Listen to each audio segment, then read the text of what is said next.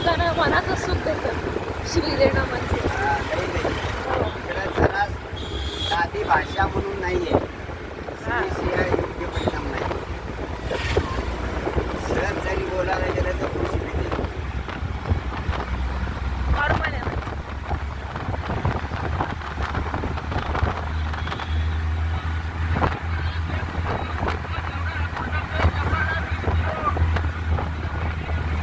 काय नाव का तलावचं?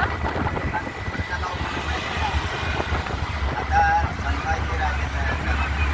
कंबर तलाव. त्या तलावामध्ये पहिल्या सर्व कमलाचे फुले येतात. अच्छा अच्छा. आता कलियुग बदलला म्हणून जलपर्णी आला. असं वाटत होतं एखाद्या रेशमी कागदावर ठेवावं लागतं. पूर्वी कमळ एवढे मोठे असायचे. हा?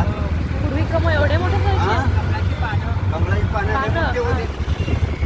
कमळ आता बघायला मिळत नाही. हो ते त्याच्या खालची पानं आहेत ना, एवढं भारी वाटत. हे ते प्रसिद्ध मंदिर आहे काय, उत्तरमुखी हनुमान मंदिर.